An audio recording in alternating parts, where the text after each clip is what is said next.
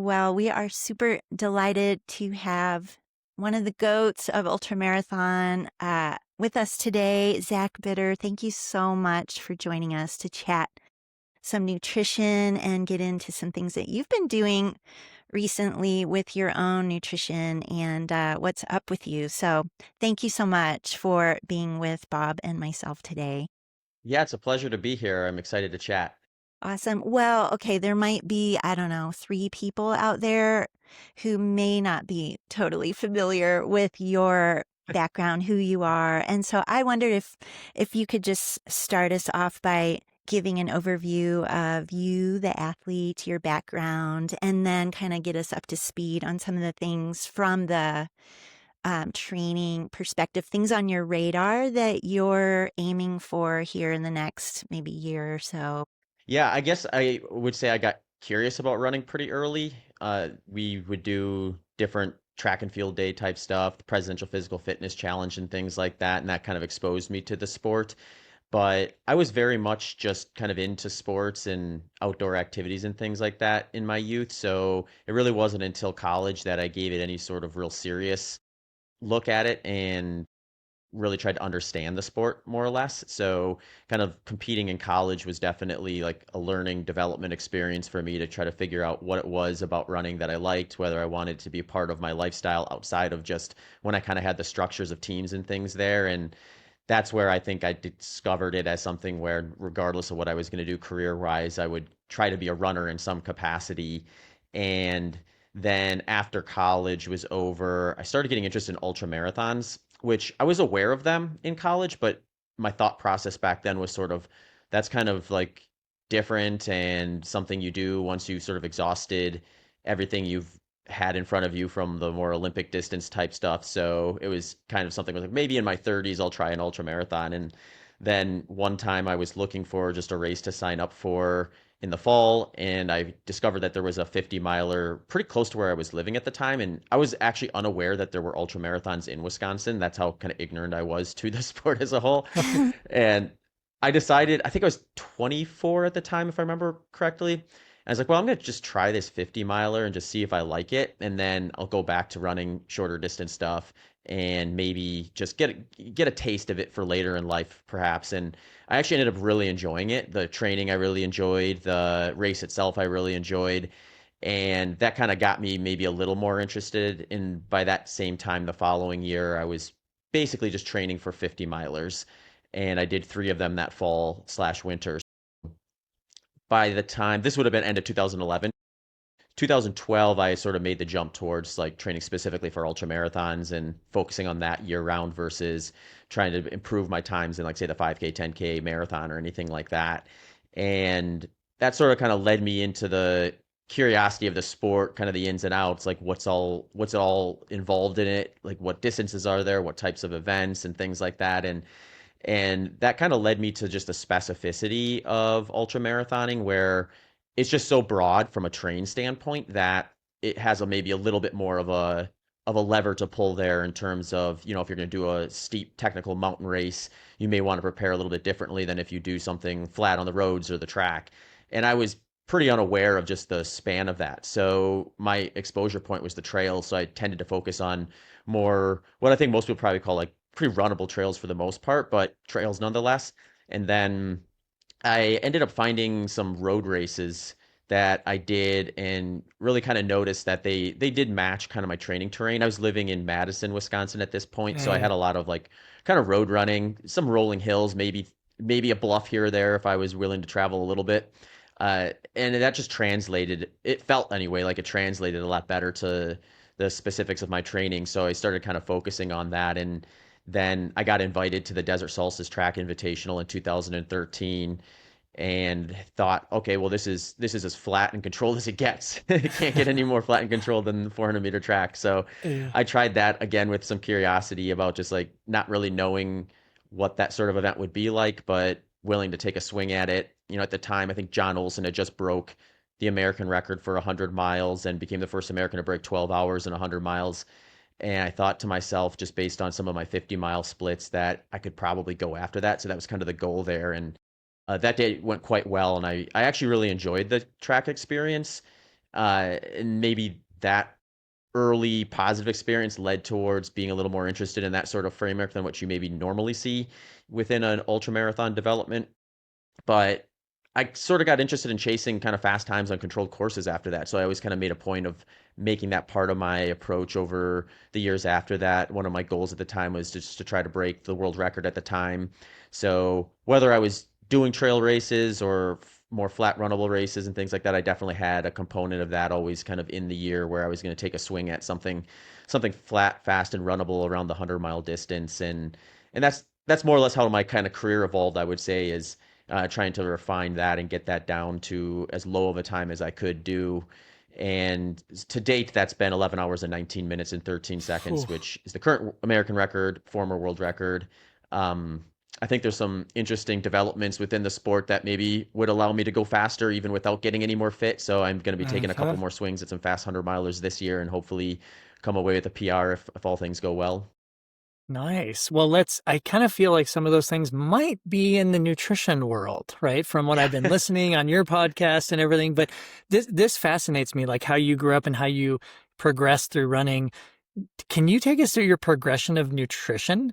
Like Mhm. maybe go as far back as like what was it like through high school, through college, and because you are so well known as one of the first elite level ultra marathoners to follow a low carb, high fat daily nutrition plan. We'd like to know how you got there. Yeah, yeah. So it kind of happened when I was in that block of training for my first kind of fall slash winter of ultra marathon specific racing, where I did those 350 milers and then in 2011. And after that, I just got kind of curious about, well, what could I be doing differently, or what could I do that would make this maybe a little more sustainable in the long term to help with just that aspect of the sport. Because my assumption was, there's got to be some differences when you get into these ultra marathons than like what I was doing in college and things that are shorter and higher intensity type races. So one thing I was doing back then was I would do these runs in the morning before going in. I was teaching at the time, so Yeah. I'd go in or I'd wake up earlier in the morning, go for a run, and if it was like an easy run, I'd be like listening to a podcast or something like that. So I became kind of aware of low carbohydrate nutrition around that time and got exposed to guys like Dr. Volek and Dr. Steve Finney and some of their Mm. research. And then at the time, actually, I'm not sure to what degree he continued to do it or utilized it in the peak of his career, but Tim Olson was someone who was doing a lower carbohydrate approach for a while. And at that point, he was like really racing strong. Ended up winning Western States 2 years in a row and breaking the course record. So I did have some like examples of people who had been playing around with that. So just kind of digging around a little bit more. And then at the end of the off season in 2011, I thought like maybe there's a lever here I could pull that would be helpful for these longer, lower intensity races. And my thought process was kind of like, well, I can try it. And then if it doesn't work, I can always kind of go back to what I had been doing. But it seemed like it was worth at least exploring. So I sort of went into an off season with a little bit more of a strict ketogenic diet approach when my training load Mm. was lower and my structure was a little more relaxed. And then over the next maybe year to 2 years, it just became kind of a process of figuring out kind of how that fits into more of a approach where I'm not just out there running all long slow miles. I'm doing like a speed work development phase in training and like short intervals, long intervals, and things like that. Things that look maybe a little more traditional in terms of endurance training before I get into a peaking phase where I'm getting really specific with the demands of the race itself that I'm going to do. Mm. So kind of figuring out like where that fell within kind of the carbohydrate side of the equation was something that took a little playing around with. But after about a year or two, I kind of had that pinned down to a spot where I really liked it. And then it was just kind of continuing to rinse and repeat over the years until I was able to run my fastest 100-miler. Growing up, were you a pretty high carb guy? And based on that answer too, how long did it take you to get into LCHF and ketogenic, like that transition? Yeah, I was definitely at least moderate Okay. carbohydrate. I as a kid and stuff, I just like kind of ate what was around, which tended to be moderate to probably high carbohydrate in terms of just like the way the food environment is likely gonna kind of put someone. When I started getting a little more serious with running in college, I started thinking of it through the lens of like, okay, I'm an endurance athlete now. I should eat like an endurance athlete, and then you kind of go into that Right. world and you're gonna get moderate to high carbohydrate. So in that kind of phase of college and that first kind of stretch of ultra marathon running, I was definitely kind of leaning into that sort of an intake. Okay. I don't know if you can say this at now, like with the Dr. Volek, and were you part of the FASTER study? Yeah. Hmm. Yeah, okay. Yep. Was that your first like entrance into substrate testing and looking, or had you done some of that prior? Because that was that 2012 or 14. I can't remember when that study was 14. published. 14. Hmm. Okay. Yeah, I was Yeah. curious, like when you got into looking at some of the data and the physiology testing or doing blood testing, things like that. Yeah, that was definitely the first real thorough look that I got into things while being low carbohydrate. So I would have been in a low carb framework for just over 2 years at that point. Oh, So yeah, at that spot it was pretty interesting. I know like my fat ox rates were my fat max was at like 1.56 grams per minute, I believe, from that test. And then you get sort of a look at just where your fat carb oxidation rates are at different intensities with some of the data that came out of that study. And that and subsequent metabolic cart tests and thing kind of like helped me just put together like what my fueling strategy would look like on race day. oh. Um, because at the end of the day, especially at that time, I know there's other theories now, especially around like carb maxing, I guess you'd say, with Hmm. like what's actually going on with the carbohydrate intake. But at that point in time, it was basically looking at it through like a liver muscle glycogen defense standpoint. So Right. for me, like if I got to like the intensity that I was going to race at for say 100 mile that was really controlled, I could be pretty safe to assume that 40 grams of carbohydrate was going to be enough to sort of defend the Uh, carbohydrate side of that. And that's sort of how I framed my intra-race fueling strategy when I uh. was kind of approaching things that way. Okay. Can you take us to your, like, were you periodizing your macros throughout the day also? Or were you just trying to keep, like, how much were you periodizing your macros to stay either LCHF or ketogenic? Yeah, so I sort of broke the kind of like a training cycle into 4 phases, which would just be kind of a non-structured training phase where I'm kind of coming off of the race season, I'm doing an off season and maybe some less structured running. And that's where I would maybe be closer to what people would consider like a stricter ketogenic diet, where my carbohydrate intake might be around 5%, fat would be maybe 75-80% of my intake, and then protein kind of filling in the rest. Then I would usually get a little more structured and just kind of get my volume back up to what it would normally be throughout the course of the year on average. And I was still usually doing mostly lower intensity stuff during that phase, like zone two, zone one type training intensities, mostly under my aerobic threshold. And in that phase, I would bring my carbohydrates up a little bit more, kind of closer to maybe like Uh-huh. 10%. I'd still maintain a pretty high fat intake during that, like 70-75%. And then I would phase into like what I would call like the more higher intensity work on the aerobic intensity spectrum, where I'll be doing like short intervals at VO2 max or velocity at VO2 max, longer Uh-huh. intervals targeting like lactate threshold. And that phase is where I would flex my carbohydrates up a bit more and average maybe closer to 15 to 20% of my intake from carbohydrate. And the other variance there is day to day was a lot more polarizing versus those prior stages where everything was a little more similar from one day to the next. Whereas in this phase, I might be doing a short interval session one day and like a rest day or a real easy run the next day. So those two training stimuluses really stood apart from one another. So it could be days where I'd be like closer to 30% carbohydrate on the days where I'm kind of doing those intervals, and then maybe a little lower than that average of 15 to 20% on an easy recovery day, so that the balance would come out, but it maybe looks a little different from one day to the next. Uh, And then I'll usually transition that into kind of race day specific stuff. So going on the intensity that I plan to hit for the race I'm doing, which for a 100 mile is usually right around my aerobic threshold. uh, And during that phase, I'd be down maybe closer to 10-15% carbohydrate, 65-75% fat, and the remainder being protein for that phase. And a lot of the carbohydrate intake during that phase of training would be centered around kind of just practicing race day fueling and what I'm planning on doing with that sort of thing on those longer runs, which end up getting to be more frequent in that phase of training. nice. Zach, I was curious too, just thinking of the fueling, another part too with hydration. At the timer up to this point in time in terms of, is kind of overlooked by some athletes is like, oh yeah, we're focused on carbs and carb per hour and all that stuff. But for you, I wondered the role of hydration and how much you looked at that alongside, especially given that with lower carb, high fat, or some of the ketogenic phases you might have been through, how important that Hmm. piece was for you. And then in the racing context, because we're going to transition here in a few minutes talking about what you're dabbling and experimenting with these days. So it's kind of fun to hear where you were previously. So yeah, I was Yeah. just wondering like fluid intake, timing strategy, electrolyte, sodium goals, that kind of thing.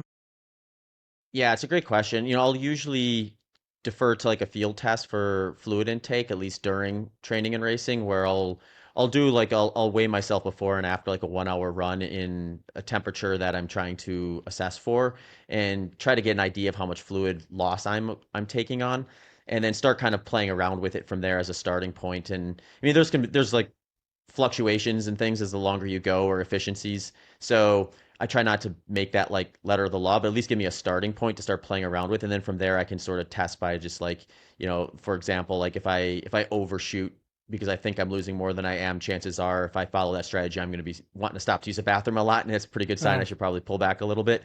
And you can kind of refine it down to what you're likely going to end up wanting to use on race day. From the electrolyte side, I just got a test done that kind of produced my electrolyte loss rate on a per liter basis. So mine came out to be 614 milligrams. So from there, it was like whether it's a nice and cool day where I maybe only have 500 milliliters of fluid per hour, or a little bit of a hotter day where I'm pushing up to a liter plus, I sort of pin that electrolyte concentration to that fluid intake, and then keep that pretty balanced within that framework, depending on whether I'm higher or lower fluid intake. What kind of sweat rates have you seen in the past? Yeah, I mean, I want to say like probably the best example I had was I did Javelina a couple of years ago, and it wasn't the hottest year there, but it was plenty hot. It was like well into the 90 degrees Fahrenheit, and I was getting in right around a liter per hour for that one, and that's pretty standard for me when it gets warm. I sometimes will have a little bit of a increased fluid loss rate in that first hour or so, which may just be like maybe I'm just overly hydrated going into that run versus what I would find out to be the case when I'm out there for, say hours 2, 3, 4, and 5 or beyond if it's a race. Um, so like I've had stuff or I've had runs, especially in the hot summer where, I'm losing like, upwards to 2 liters per hour at times. So Yeah. it can get pretty aggressive in some of those temperatures. At least your sodium loss per liter isn't off the charts high, so that Yeah, helps out. yeah. Yours is No is doubt. a Yeah. little bit lower than average, so that's good, especially if you are a heavier sweater at times. Yeah. Yeah, for sure.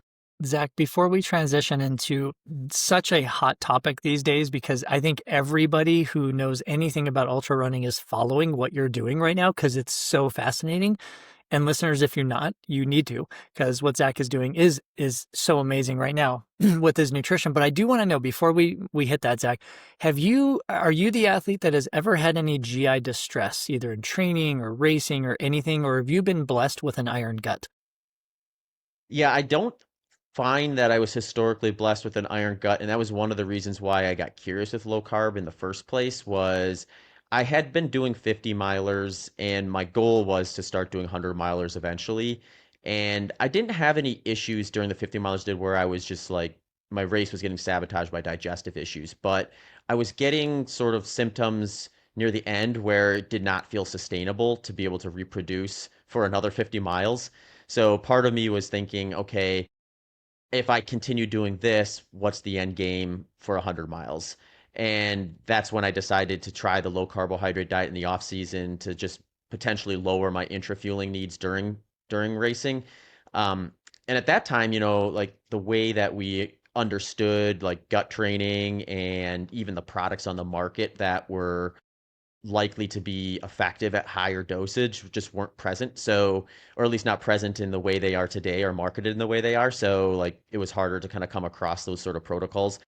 And I think it made sense. So it was just, what's the long term game here for me? And I was like, it's going to be 100 milers, and what's going to be the path forward there to ease the logistics ease the potential stomach issues that could happen. And to me, that just made a lot of sense to try that at least and see how I responded to it. For sure. And I think spot on what you said. I mean, back in the days, check Dina, we didn't have those products, right? So we were all about Yeah. creating more efficient fat oxidation because we knew if a lot of athletes, if they overconsume carbohydrates, because we didn't have all this wonderful technology that we have these days in drinks and gels and bars and everything, that we knew gut bombs were going to happen, right? So now this is the transition. So now that we have, I'm wondering if part of your transition into adding more carbohydrates into your daily and nutrition plan and also training and racing plan, has that also sparked because or been a spark because of these products, because it is easier to do that? Or take us through this. Like, what are you doing now? Why the shift a little bit from LCHF to a little adding more carbohydrates, and what's the why behind that? Yeah, it's a great question. I would say the interesting thing is like some of the stuff that I think we're doing in the ultra world now has been around in like the cycling world for quite a bit longer, the triathlon world as well.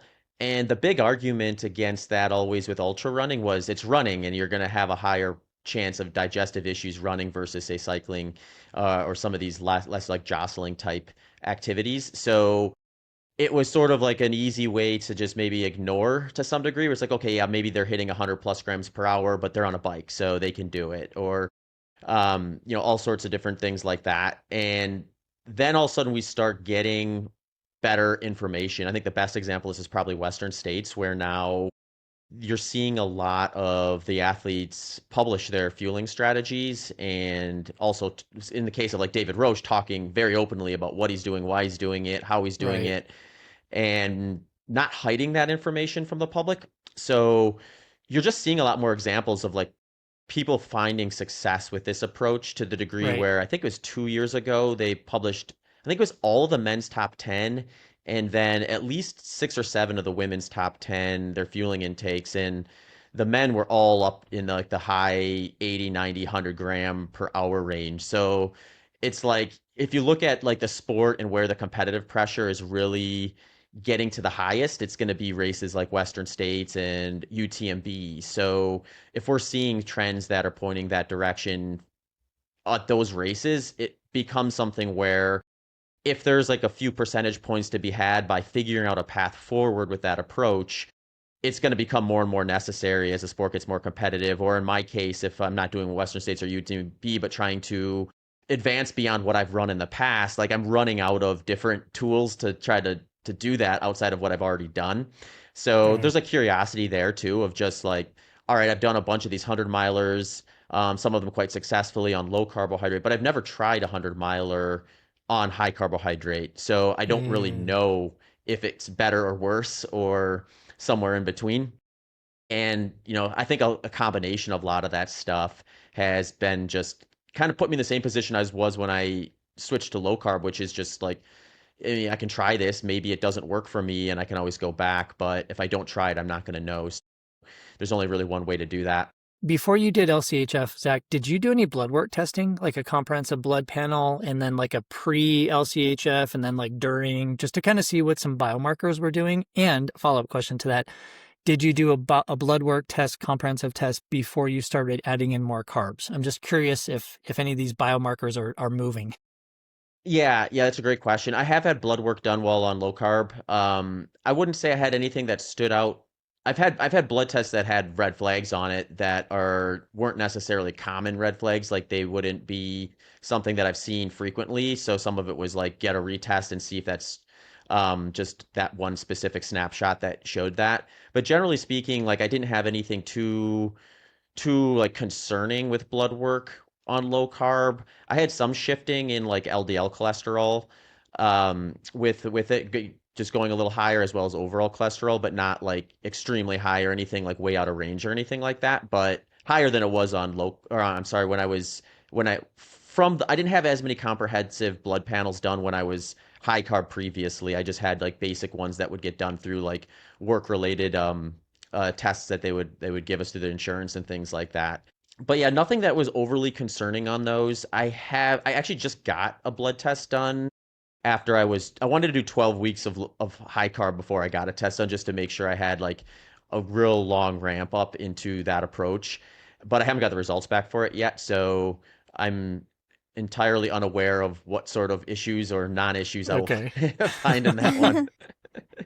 I know, as dietitians are like, oh, we want to see the numbers, whatever you're going to reveal. You seem though super systematic in your like with some of the changes you've made. Just hearing you on your podcast, Zach, like with your daily nutrition. I think these are also things that get overlooked when we just generally say like, yeah, I'm going higher carb. Like, what does that really mean? Not just from a Hmm. quantitative perspective, but I wondered if you could speak to your comfort level here, Yeah, some of those specifics, like what does that mean for you? And you could throw in some of the reference quantitative ranges if you like, but like what sure. does Zach Bitter eat in a day? Yeah. And you don't have Yeah. to share any secrets if you don't want your No, competitors to know no. either. So that's totally up to you. Yeah, yeah. Well, my competitors have already followed this path, so I'm not telling them That's anything they true. don't already know. That's true. Yeah. Yeah, so I have some data that I've collected in just for some snapshots where if it's kind of like this is like within the high carb model. So like if it's like a lower volume day or a rest day or something like that, I'm still trying to get in quite a bit of carbohydrate, and that's usually coming out to around like 500 grams or so, or maybe roughly like two-thirds of my total intake for a day like that. Protein's going to be more like maybe 100 to 125 grams. Protein's one thing, I didn't mention this before, but with my low carb experience, I started playing around with this a little bit more too, where when you're eating the volume of food I am in kind of high volume training, it's really not hard to get enough protein. And in low carb, it's almost easy to get what I would maybe consider like too much is like kind of a relative term, but too much in the sense that with my lifestyle, I don't necessarily do myself any favors by getting say like 250 grams of protein in because I don't need that from a recovery standpoint, and it's just going to create extra steps for my body to break down and use as a fuel versus a carbohydrate or fat. So from just a sustainability of quality training, it's almost like how do I bring that down? Which is a little easier on high carb because the food choices just tend to be a little bit lower in protein than say a lot of the common like low carb food groups that tend to get popularized or find that you find yourself eating. And so that's one thing that was sort of playing around with when I was still low carb, but I've been continuing doing that while on high carb, where I'm keeping that more close to like maybe 100, 125 grams of protein per day. And then uh, on that same day where it's still lower volume, I'm probably getting about 50, 60 grams of fat. And if we kind of flip to the other end of the spectrum where I'm kind of a high volume day, like doing a long run, some strength work and accessory work and things like that, those days I've been getting some days where I'm like up to 800 to 1,000 grams of carbohydrate, more like still about 100, 125 grams of protein, and then more like 60 to 80 grams of fat. Um, those days oftentimes have a pretty heavy carbohydrate input because I'm practicing right now I'm training my gut. So Yeah. which I feel like I probably have to do in order to give this any fair shot. So for a day like that, I'm probably doing 80 to 100 grams of carbohydrate per hour during, say, a 2 to 3 hour running session. So, at some points I'm getting a good chunk of that carbohydrate intake just directly in that workout itself. Well, I had two questions, Zach. One is like some of the foods maybe you hadn't eaten previously or in those kind of quantities, what that looks like for Hmm. you. And then what kind of things are you running into? Are there any surprises one way or another related to training or sleep, energy, fatigue, like Yeah. things you notice subjectively, even? Yeah, I would say like the first thing I noticed in the first like maybe 3 to 4 weeks was picking the right sources of carbohydrate did make a pretty big difference just from a digestive standpoint. It's like when you're eating volumes of food that high, this is kind of like a similar problem to maybe protein being too easy to get on low carb, whereas on high carb, fiber is too easy to get. And it's easy to look at like, all right, where are the healthy options or the good food options, and they tend to have fiber in them, which is fine for most people. They probably would be benefiting from focusing on like fruits, vegetables, and higher fiber sources of food in general. But like for me, I'm going to cross that fiber need threshold pretty easily.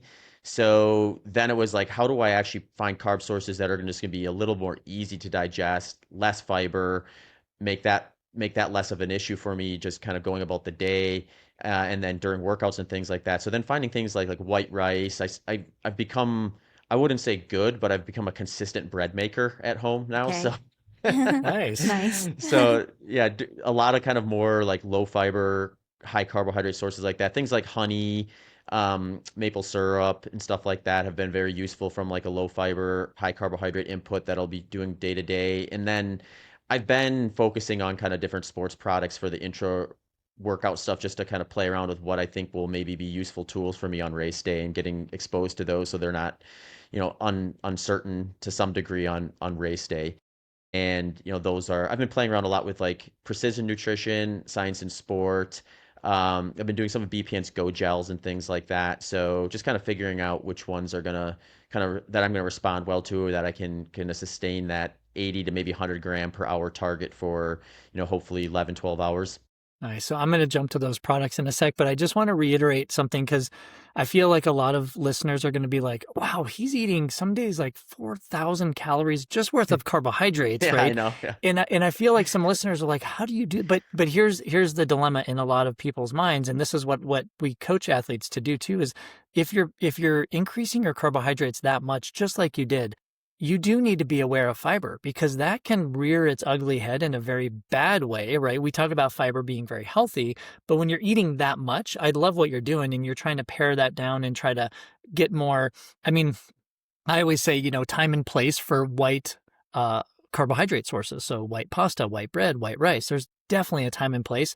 That's the time and place for sure, right? Another thing that was shocking when you said that, I was like, wow, because when you were keto, what were you like 50 grams of carbs a day, or did you go less than that? Yeah, in the off season sometimes I would. I was probably more often 50 to 100 grams. 50 to 100. Okay. So if you think about that, just that's like a 10, that's more than 10x sometimes of you with your carbohydrates, right? I mean, Mhm. which is so impressive because your body is obviously handling it well. Like you haven't seen any disruptive digestive issues or challenges throughout this process yet? I mean, I did in those early weeks for sure because I Okay, think that's when you're my figuring fiber out was the probably fiber. too high. Okay. Yeah. Yeah. Yeah. Yeah. I Okay.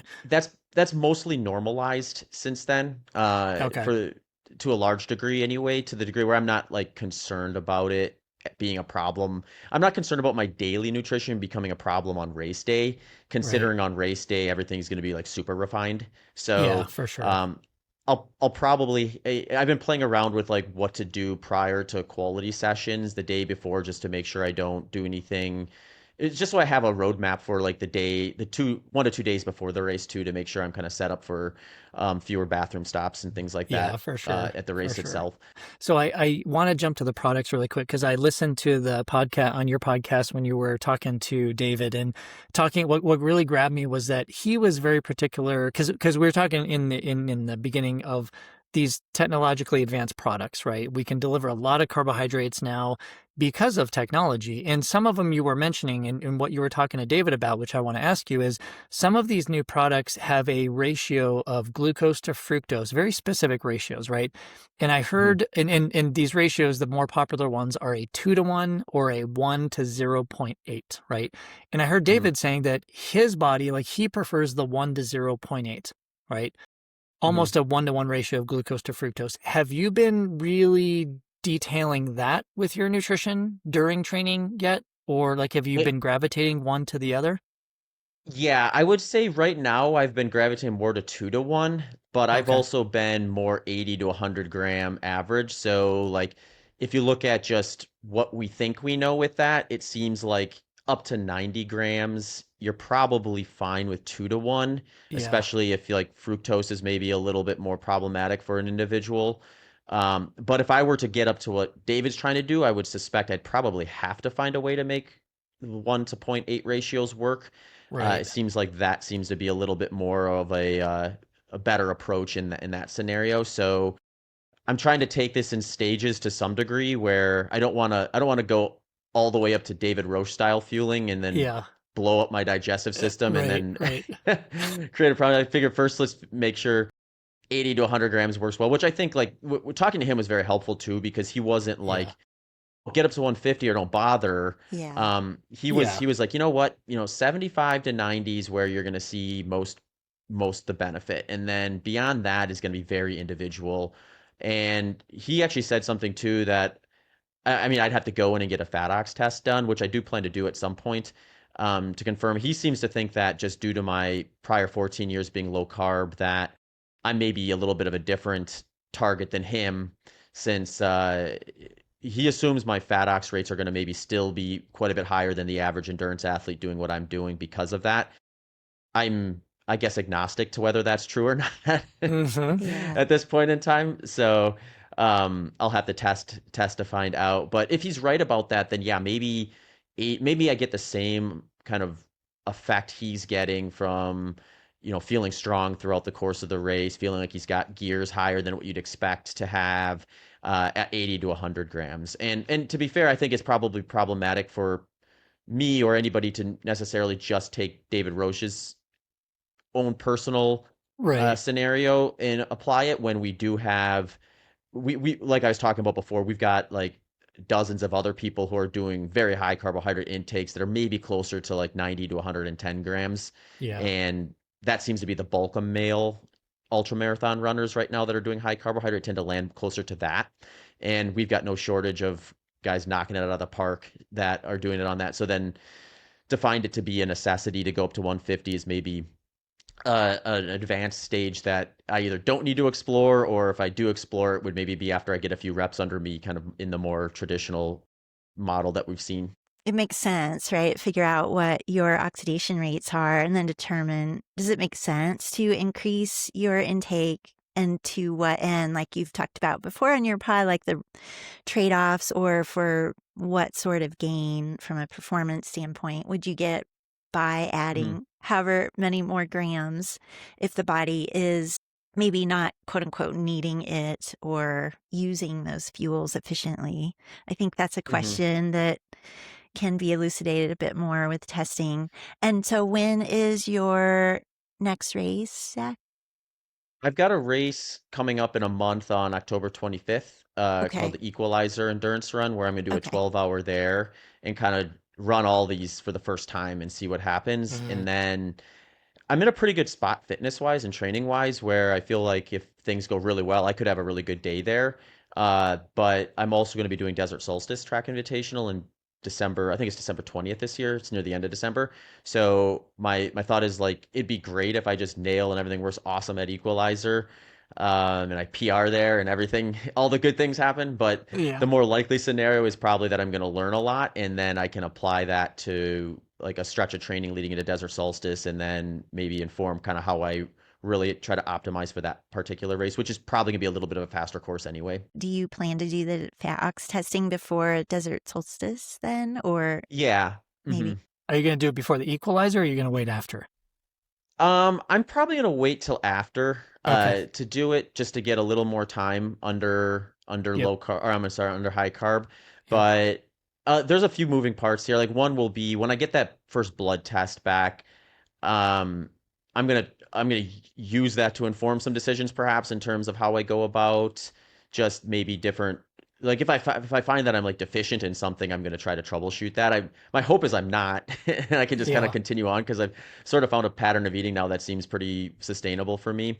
And in terms of like my experience on high carb so far, it's been I would describe it as like good in general, but it is a much harder needle to thread. The way I describe low carb is it's just a very durable kind of Mm. approach where if I go out for a run, it's very predictable what my experience is going to be like. There's very little fluctuation in terms of like how my perceived effort feels at a given pace target. Whereas high carbohydrate, I feel like I can touch higher performance marks with it, but it's very volatile in the sense that like I could be feeling one way and 5 minutes later feel very different. So figuring out just the timing of everything with that is important, and just kind of when and where to apply different things.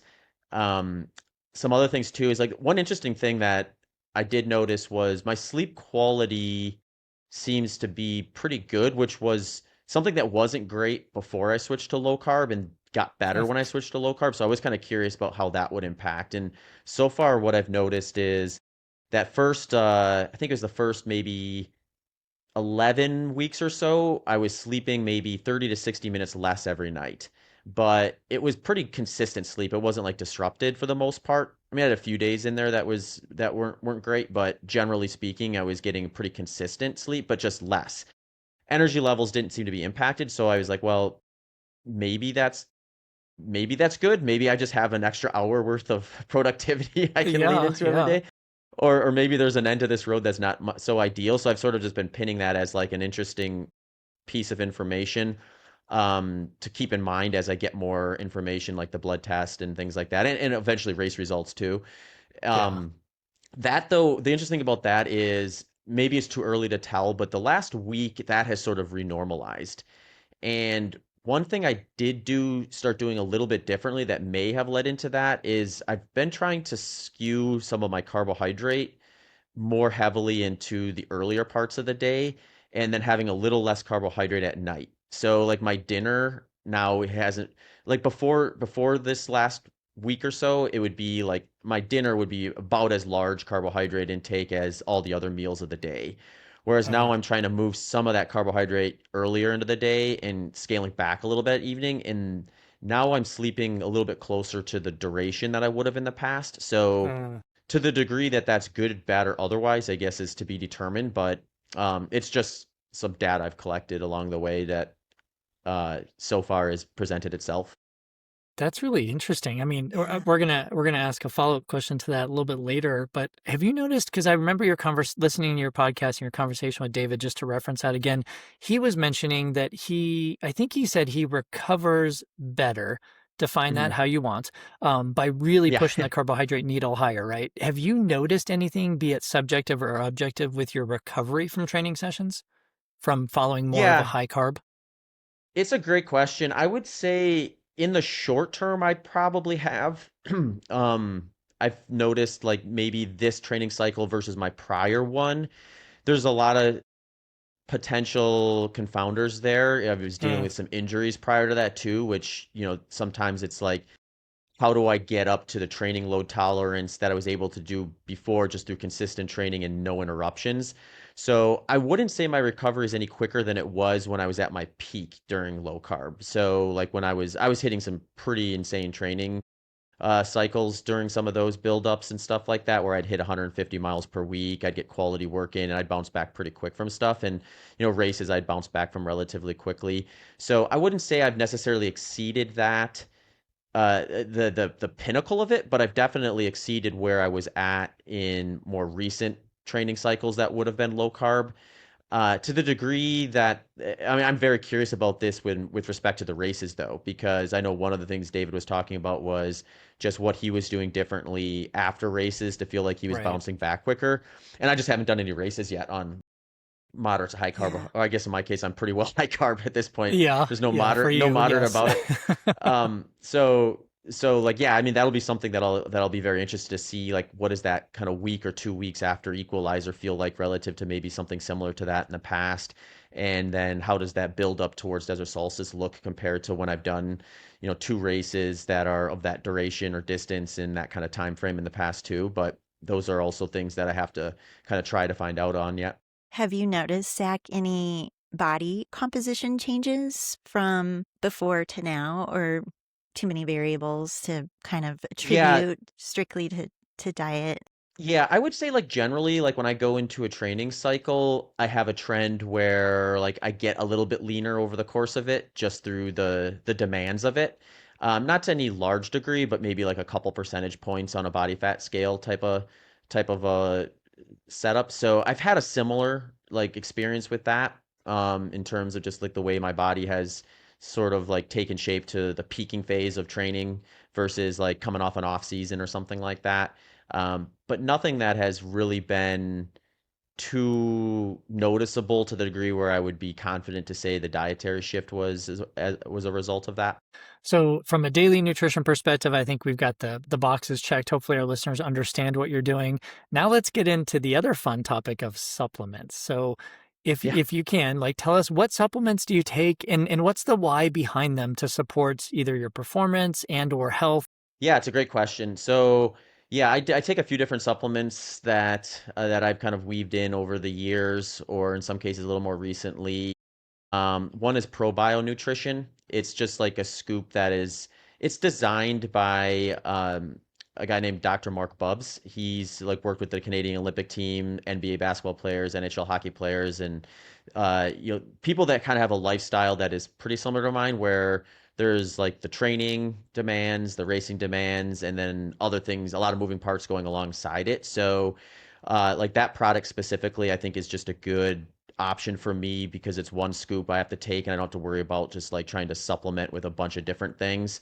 Yep. And it's not designed like aggressively in the sense where it's like, oh, we're going to throw like 10x your daily needs of this. They really did their Yeah. homework on figuring out Yeah. like and even what they don't put in it too, because it's like a great example. This is like iron. Some endurance athletes may benefit greatly from an iron supplement. Other endurance athletes may actually get problematic if they're supplementing with Uh-huh. iron. So like when I'm thinking about just like a daily multivitamin or something like ProBio that's a can can work as a daily multivitamin but also has like gut integrity and prebiotic type aspects to it.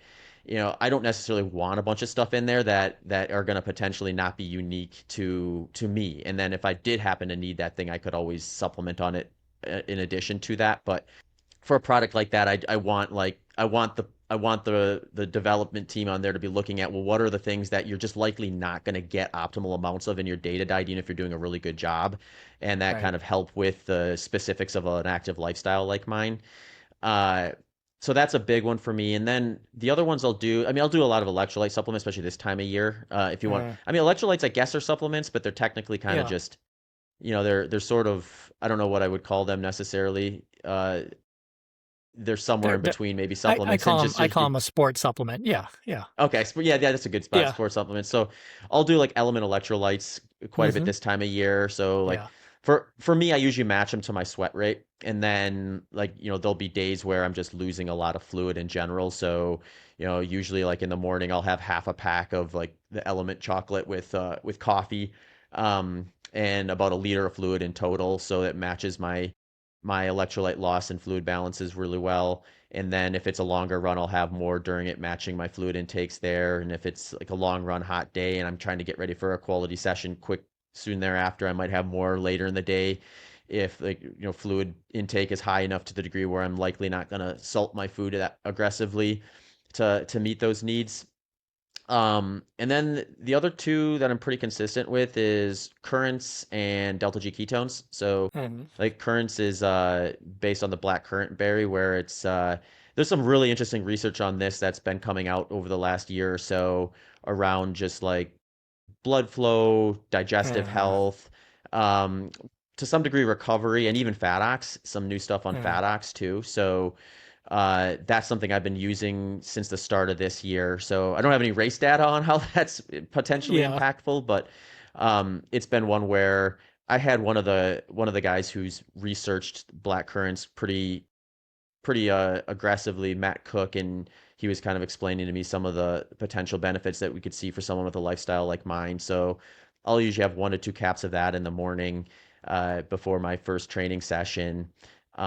And then the delta G ketones, which is another interesting one where I would kind of put it in the same category as currents, where it's like we're getting a lot more research on it, but it's still kind of a moving target as to where the application for it is. So where my confidence is with that is like not a bad idea for me to take something like that after a quality session or one of my like short interval sessions, long interval sessions, or long run or something like that.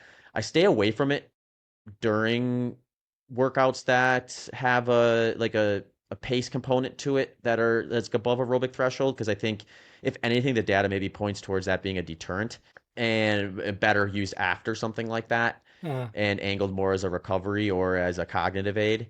And then I will use it for like during like longer training sessions and during races at like a little bit of a lower dosage. And I'm more convinced by the cognitive side of that, where if you look at the ketone research, exogenous ketone research, there's sort of like two target ranges. One is like the performance side, whether you think that's promising or not, is going to be a little higher, like 2 to 3 millimoles of blood ketone concentration. And then there seems to be a cognitive potential cognitive benefit at closer to 1 to 2 millimoles. And that's the one I think is probably more applicable for ultra marathons, or for me personally, is how do I find myself in a spot where when I'm out there running, I'm able to focus in on the next task versus having my mind wander off onto other things. And that sort of narrowing of focus I notice with exogenous ketones when I kind of have that in place. So that's something I will also use more sparingly, but throughout my training and racing. It's not a long list either. I mean, I love Yeah. that because it's very specific for a specific reason. Like, I love that. Yeah. It's funny with supplements too, because I get a kick out of this topic Yeah. in general, because it seems like the online conversation around supplements is either like, I'm a supplement salesman, take a Yeah. hundred different things, and this is going to Yeah. change your life. And then the other side is basically like, supplements are worthless, don't even bother with them, Yeah. Yeah. just eat Exactly. whole foods.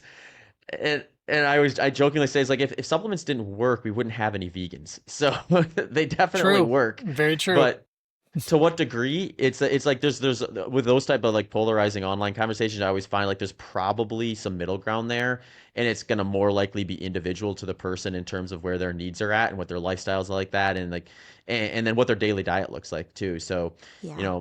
for me, maybe my setup will change when I get that blood panel back, if I have things that need to be addressed, um or don't. But I do often share, like, with any of that stuff, like, you're going to get the bigger movers are always going to be like, get a dietary protocol that is sufficient for what you're trying to do, and make sure you're monitoring quality recovery and sleep and the right training stimulus. Those are going to be the things that really move the needle for you. And then once you kind of have that stuff foundationally implemented, then like playing around with the supplement side of things is probably, a lever worth pulling, but it's probably also not going to be as big of a lever as quality sleep, good training protocols, and great nutrition.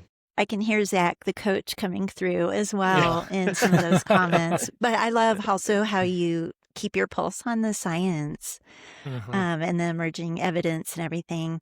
So I was thinking, before we kind of start to close out, Zach, you as the coach, and it's kind of like, the buzz in sports and nutrition, the high carb, that even with David Roche style of sports, fueling and so on, is also like sex differences, male Mm. versus female. I wondered, as a coach, are you seeing some things in your coaching practice, or do you do anything special with clients and athletes with regard to sex differences, or like, kind of categorizing things? Just because that is another area that seems to be kind of hot, at least on social media. Yeah, it's a great question. I know, I mean, David seemed pretty convinced that like low carb ketogenic, or maybe, I don't know if he said low carb specifically, but ketogenic diets for women in endurance was like a no-go. So like, I don't know that I would go nearly that far. I haven't seen a large variance in the male and female clients that I've had come to me that were already doing a low carb ketogenic diet. So, and to be fair, usually that's the case. I don't often get a lot of coaching clients who come to me and are like, that are female and are like, hey, I've never tried low carb before. I'm thinking of doing this. Can you help me get through it? The more likely scenario is someone will come to me and they'll be like, I've been following this low carb ketogenic lifestyle for multiple years in many cases, and they're trying to optimize the running side of things. And Mm. that ranges from getting into running to being a runner, but just not really knowing exactly the order of operations, or, just wanting a coach to help them kind of meet their goal. And when I have a client like that, they generally don't tend to have issues with it. Like, not to the degree that where their goals are compromised in the order of which they place them. So a lot of the times I take the approach of, since I'm not a dietitian myself, I'm an endurance coach, that I can speak to like the fueling stuff. I can help people with the low carb protocols that I've seen work and apply, and help troubleshoot in a lot of cases, especially if someone's coming from like maybe a less active lifestyle into an endurance lifestyle. Where do we kind of maybe add more carbohydrate in a lot of cases for someone who's strict keto to kind of supplement their lifestyle shift? Um, but to the degree that I've seen it be a huge difference between the men and the women, it's usually just a bigger individual difference in general, where everyone is kind of starting from a little bit of a different place, and then where we kind of pivot from there is going to be dependent upon like what their experience has been like, what their goals are, and then how they progress through the program. So if I'm working with someone, for example, and they were following a more strict ketogenic diet, and we start doing some intervals, and they're noticing that they're having a really hard time with those intervals, and we start bringing back, in their case, probably modest amounts of carbohydrate, then their performance improves a bit. We can continue to explore that. And I've had some clients where we've walked them all the way up to moderate high carbohydrate, and they found, okay, this is actually working really well for me now. And maybe that's a lifestyle shift that drove that, or maybe they just, found a better way to do it than they had in the past, or now that they have some structure to it, it's just better applied. And then others that, that's just not the case. So, I find I tend to view everyone as an individual at that point, where if they want to like really get into the weeds of real like nutrition from a dietitian standpoint, or be getting like comprehensive blood panels and going over like hormone levels and things like that, they're probably better off working with someone who specializes in that than me. But in terms of assessing kind of their quality of training, the improvement markers, how they're feeling, the communication voice is huge with this, with coaching too, because like you make a change or you apply a training, there's the data you get in terms of like, is the needle moving in the right direction from a performance standpoint? But then there's also like, how do you feel during it? Like, is this something that we can appreciate to be sustainable? Are we doing something that is going to make you faster in the next 8 weeks, but then is going to break down and fail in the long term because it's just not something that you're really responding well to in a long-term standpoint? That's where the communication piece becomes really important as far as I'm concerned with coaching. Yeah, and I love that you're breaking that up because you're looking at their health also. I mean, in looking at like what is ideal for every person, it's interesting as you were talking about that. I'm like, man, based on how your experience goes with this high carb, you're going to be getting a whole new subset of athletes coming to you, I think, Zach, right? Yeah, I But I yeah, definitely have. I would say like my coaching clients are probably still they're definitely more moderate to high carb athletes than they okay, are low. okay. I definitely probably have a higher percentage of low carb athletes than most endurance coaches do by Oh, a pretty noticeable interesting, margin. interesting. Yeah. Um, but yeah, I definitely have a group that a higher percentage that go moderate high carb. But yeah, maybe there'll be even more of them now. They'll be like, I okay, this love guy it. knows what he's Yeah. talking Yeah. about now. Well, I mean, everyone's following. Well, I mean, they have been following you, obviously, with all of your great successes. But I think this is such a fascinating dietary shift that, I mean, and it is that like that's the world we live in right now with this gut training, super high carb, protocols. So we're really eager to continue to follow you. And oh boy, we can't wait to see these two races that you're going to be doing Yeah. and kind of what you learn. And we'd love to have you on the podcast again. Just maybe early next year, 2026, just after you've gone through a couple races and see kind of what you learned and what you're planning. But with all of that said, we're gonna respect everyone's time, your time especially, and go into our last high five questions. So these questions are just to give listeners a little bit more about Zach and kind of the fun part of Zach. Not that you're not fun already, because you are, but we've been diving into some of these topics. So we're just Okay. gonna kind of go real fast with these. Just whatever comes to your mind after we ask the question, just blurt it out, kind of a thing. We're gonna ask 5 of them, and then we're gonna obviously thank you for your time again. But first one is very, very easy. What is your favorite post-race meal? Favorite post-race meal is probably steak. That may have to Mm. change. If David's Yeah. right, I may have to like Yeah, have like that's what a I was liter of thinking orange too. juice with it or something like Yeah, that. yeah. It's going to Historically, it's been evolve. steak. I Okay. typically crave salty savory after a race, so I'll usually go that direction. Interesting. Yeah, well, that'll be Nice. interesting to follow too if that changes. Yeah. Okay.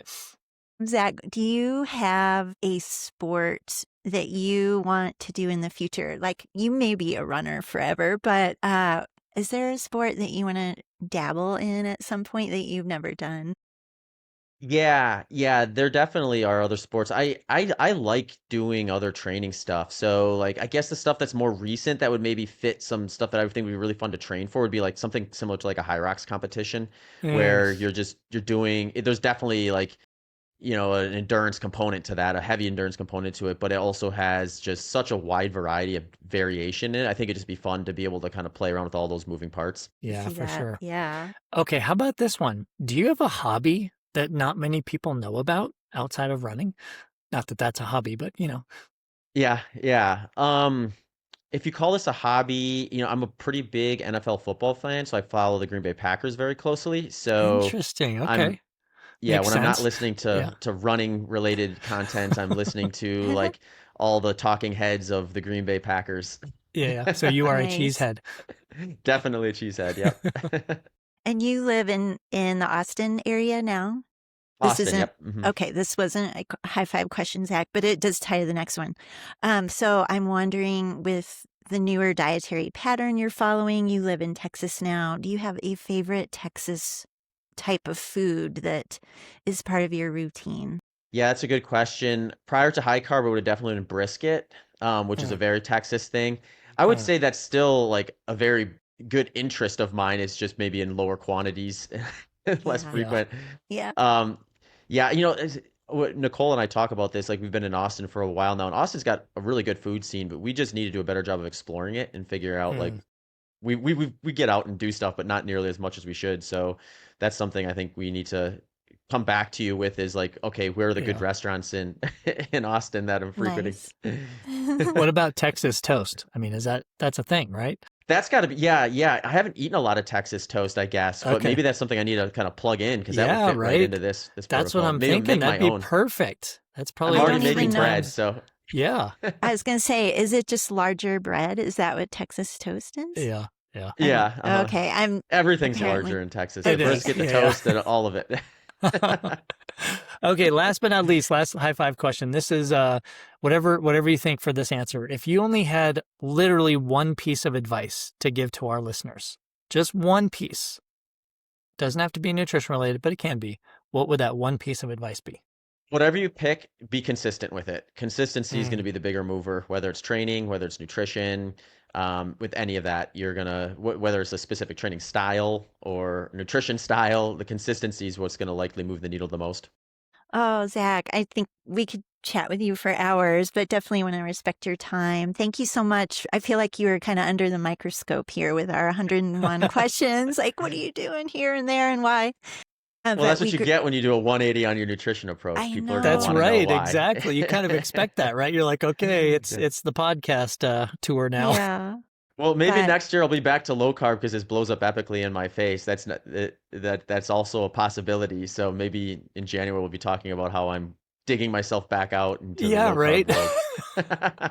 well, thank you so much for sharing everything. And we definitely wish you many successes here in the next round of races and certainly maintaining good health along the way. We'll share everything in our show notes to links to you and all the good stuff that you're up to. But thanks so much for joining us. Awesome. Well, thanks so much for having me. It's been a lot of fun. Yes, thank you.